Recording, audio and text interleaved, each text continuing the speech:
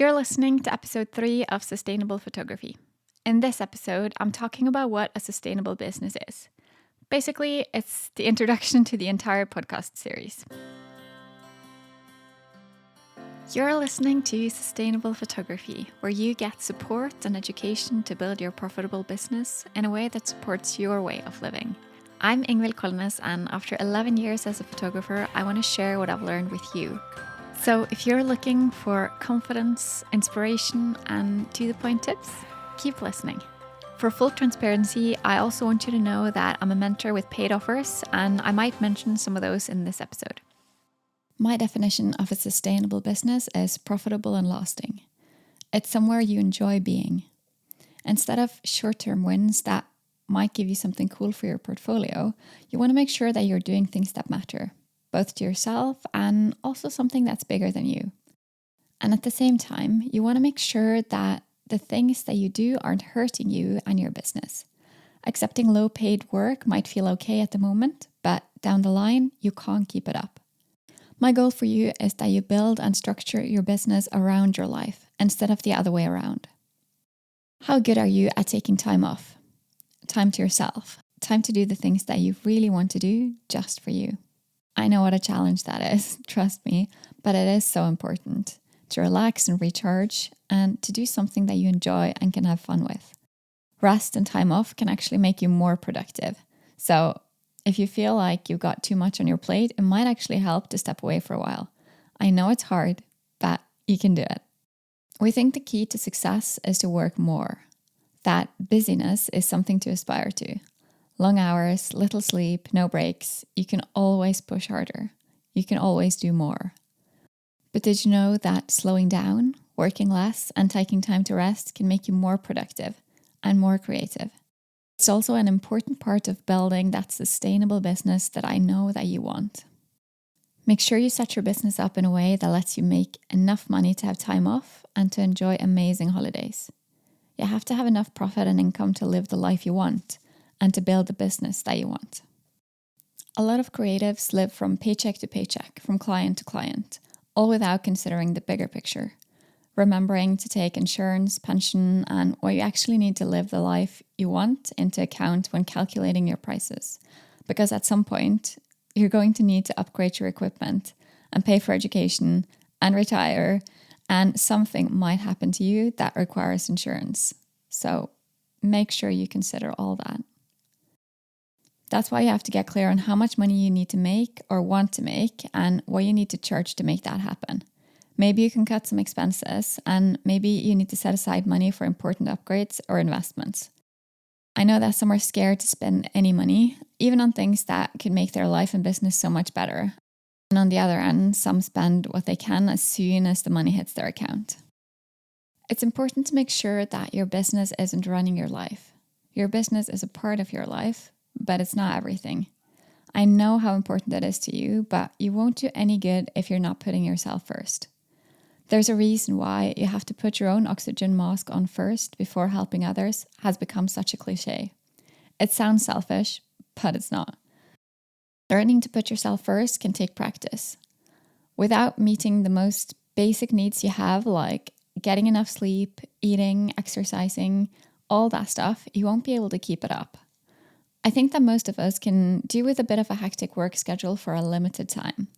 Stress has actually been shown to increase productivity and even to be healthy in small amounts.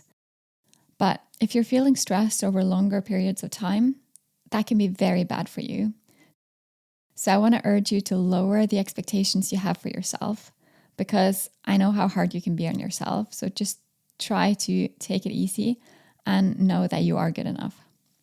Stay with me while we take a quick break. As I mentioned earlier, I'm a mentor, and my main offer is the Sustainable Photography Program. Here's a mini ad for that.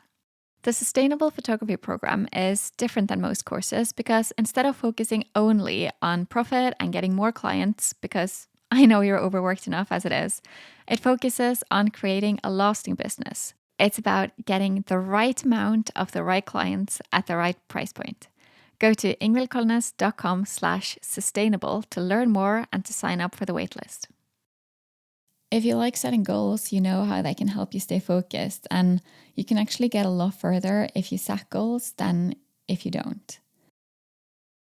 I feel that goal setting is often misunderstood because the goal of the goal isn't always to reach it, but to get closer to it. So if you have a good goal, it should motivate you and it should give you momentum. That feeling of being productive and getting a lot done can be so freeing and rewarding. So I also think that motivating goals can help you decide what you should focus on. They can also help you avoid that busyness that seems to be so popular these days. People are always bragging on Instagram that they're fully booked and they're so busy and they're doing this and that. And instead of talking about how happy they are, or I think I would much rather brag that I was on holiday enjoying my life rather than being too busy to talk to my friends.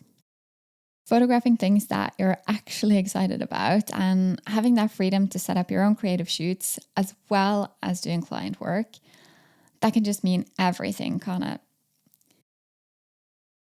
You might be surprised to learn how many shoots you need to do at your current pricing to make a decent pay, or how much you actually need to charge to make it happen. I've talked to a lot of photographers about this, and they tend not to want to listen when they find out that they need to do 7 shoots every single week just to make minimum pay. If you learn to price yourself right, you'll free up time to set up more shoots that you actually want to do. And you'll have the freedom to say no to clients that you don't want to work with. And that's a real bonus if you ask me, because doing work that you're not passionate about can be such a killer for your business and for your creativity. I mean, working with people that you don't really like, it hurts. I often hear that I'm crazy for turning down work, that, all jobs have part of them that aren't perfect or fun or inspiring. But it's not like I'm turning away work because it's not fun enough. It's because it's not really aligning with what I want to do. So that can actually end up hurting my business in the long run. I've been a wedding photographer for over 10 years, and the dates that are popular, the dates that are actually likely to get booked, they're so limited. So it doesn't do me any good to get 10 inquiries for one date because I can only take on one couple anyway. So if I take on a couple who are the wrong fit, not only do I have to turn down weddings that are a much better match for me down the line, but I might not be the best fit for that precise wedding. That means that they might get a less than ideal experience and not the result they were hoping for. Not because I did a bad job, just because they were looking for something else. So that means that they might not be that happy.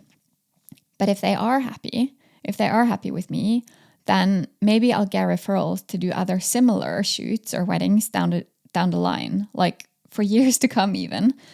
Because their friends are getting married, maybe they have kids and they want me to shoot that. So that'll end up filling my portfolio up with images that don't really reflect my style. And on the other hand, I might be missing out on referrals from the wedding that I was supposed to shoot. So it's not a good situation to be in, which is why I'm so passionate about learning to say no. Because getting to work with clients that you actually like is a big deal.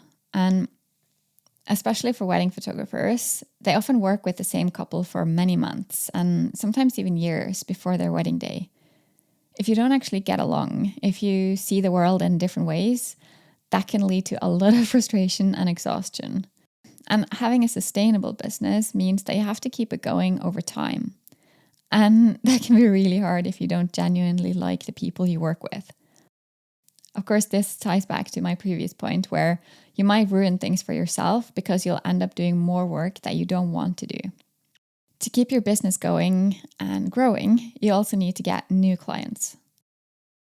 I know I talk a lot about wedding photographers, but it's pretty different than being a portrait photographer because a wedding photographer can rarely work with the same clients over and over, like most other photographers can. So we're constantly needing to get our photos out there in front of new people. And I think this is key. I want you to keep in mind that there are so many ways of doing this. But finding a way to market your business that suits your personality is crucial because you have to keep it up. So keep in mind that there's not a right way of doing things.